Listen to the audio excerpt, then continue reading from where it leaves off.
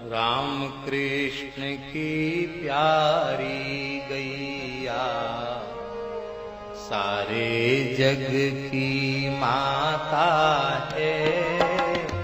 राम कृष्ण की प्यारी गैया सारे।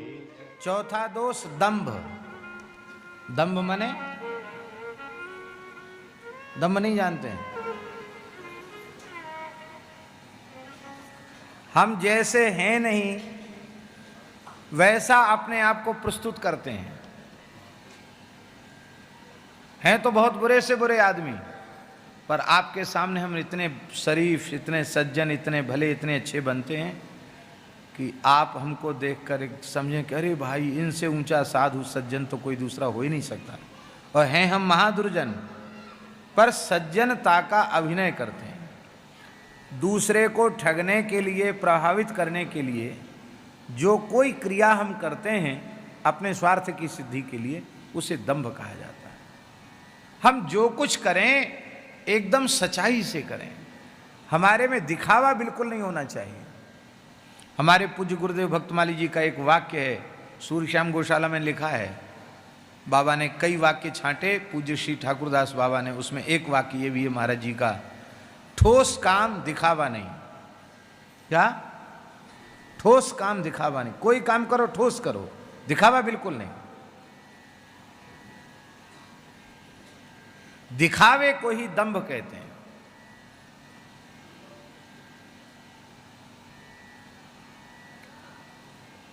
विनय पत्रिका में गोस्वामी जी ने कहा, करो जो कछु धरो सचि पचि सुकृत सुला बटोर, पैठ उर बरवस दयानिधि दंभ लेत अंजोरी, कैसे देऊ नाथ ही खोर, काम लोलुप भ्रमत इत उत भगति परिहरि तोर। बहुत सुंदर पद है। वो कहते हैं कि हे नाथ, करो जो कछु धरो सचि पचि, जो कुछ अच्छा काम करता हूं, भजन साधन, जप तप आदि, कोई भी उत्तम साधन करता हूं,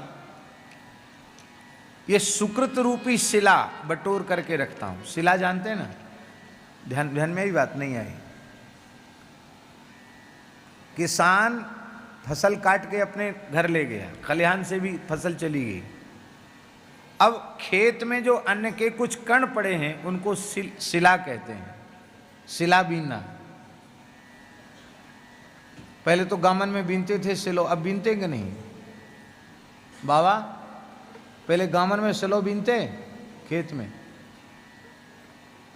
अब देखो, अन्न जो ज्यादा था वो तो चला गया, अब जो अन्न के कण पड़े हैं उसको शिला कहते हैं। इसका मतलब है सुकृत की फसल तो लेने वाले व्यास, वशिष्ठ, वाल्मीकि प्रभृति ऋषि हैं, वो सारी फसल ले गए, तुम्हारे हिस्से में कुछ नहीं, पूरी फसल कट गई, पक गई, चली गई। अब कुछ कण पड़े हैं सुकृत के, उनको तुम बटोर रहे हो धर्म के क्षेत्र से, और उसको अपने हृदय रूपी पात्र में तुमने रखा। लेकिन दंभ रूपी शत्रु ने भीतर घुस करके अंजोर लिया, एक भी सुकृत का शिला छोड़ा नहीं। सारे भजन साधन को दंभ चौपट कर देता है। दिखावा बिल्कुल नहीं। मनुष्य स्वयं दंभ करता है और उसे अच्छा भी लगता है। हाँ, आपकी कोई बड़ाई करे तो आपको अच्छा लगेगा कि बुरा लगेगा? अच्छा लगेगा। प्रायः कोई भी आपकी प्रशंसा करे, मनुष्य का स्वभाव है, प्रशंसा अच्छी लगती है। बोले नहीं नहीं, हमें प्रशंसा अच्छी नहीं लगती। अच्छा एक बात बताओ, तुम्हारी कोई बुराई करे, गाली दे, निंदा करे तो बुरा लगता है कि नहीं लगता है? यदि बुराई तुम्हारी कोई करे और तुम्हें उसका कष्ट होता, दुख होता है, तो इससे बिल्कुल पक्का हो गया कि प्रशंसा तुम्हें प्रिय है। यदि निंदा सुनकर दुख होता है तो प्रशंसा सुनकर सुख अवश्य होता है। निंदा सुनकर दुख रहित हो जाएगा तो प्रशंसा श्रवण करके भी सुख रहित हो जाएगा। ये पक्का है।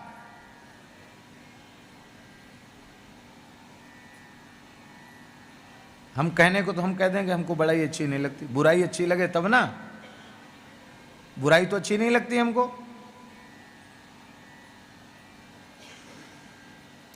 बुराई सुनकर मन में प्रसन्नता होने लग जाए, भले ही कोई दोष हमारा ना हो, पर हमारी कोई निंदा करे तो हमें बहुत प्रसन्नता हो। हे प्रभु, ये तो बेचारा कुछ भी नहीं कह रहा, हम तो इससे भी गए बीते व्यक्ति हैं। प्रभु, अब तक कोई गवाही नहीं था हमारे पाप कर्मों की, दोषों की, पर आप कितने करुणामय हैं। आपने इतना बढ़िया गवाह भेज दिया जो हमारे दोषों का वर्णन कर रहा है। वाह, बहुत अच्छा भैया, तुम बहुत भले हो। निंदक नेरे राखिए आंगन कुटी छवाए, बिन पानी सावन बिना निर्मल करे सुभाए। यदि निंदक प्रिय है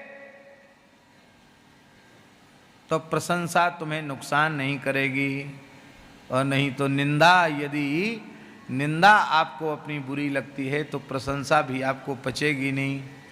और प्रशंसा प्रायः झूठी होती है। प्रशंसा प्रायः झूठी होती। हम बैठे होते हैं, लोग कहते हैं, अरे भाई महाराज को क्या कहें, सूर्य के आगे क्या दीपक दिखाना।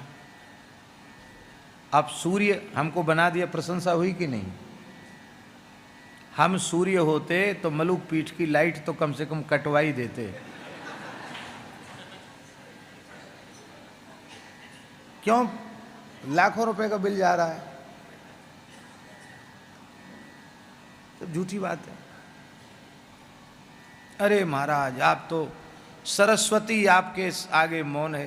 अरे राम, कहाँ ब्रह्म विद्या वाग्देवता सरस्वती, कहाँ हम कलिमल घृषित प्राणी। झूठी बात है। अरे आप तो बड़े विद्वान हैं, बड़े पंडित हैं। कुछ नहीं है।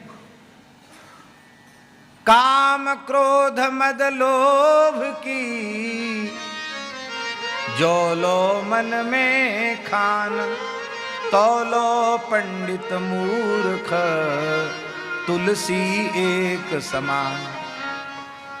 अभी हमारे विकार नष्ट नहीं हुए हैं तो हम कैसे अपने को पंडित माने? मूर्ख में और पंडित में क्या भेद है फिर? हम पंडित नहीं हैं। हमको कोई पंडित कहता, विद्वान कहता तो वो झूठ बोलता है। हम पंडित विद्वान नहीं हैं, पर हमें ये प्रिय है। हम कहते हैं हाँ जरूर, हम तो पंडित ही, विद्वान ही। प्रशंसा प्रायः झूठी होती है। प्रशंसक जितना अहितकर होते हैं, निंदक उतना ही हितकर होता है। पर यह बात हम लोगों की समझ में नहीं आती। प्रशंसक जितना हानि पहुंचाता है, निंदक उतना ही लाभ पहुंचाता है। हमें सावधान करता है, उस बुराई से हमको बचाने की कोशिश करता है, और हमारे दोष पाप का परिमार्जन करता है। इसलिए हमारे जीवन में दंभ नहीं हो, बिल्कुल दिखावा नहीं। यहां हम आपके सामने कीर्तन करेंगे तो थोड़ी देर में रोने लग जाएंगे।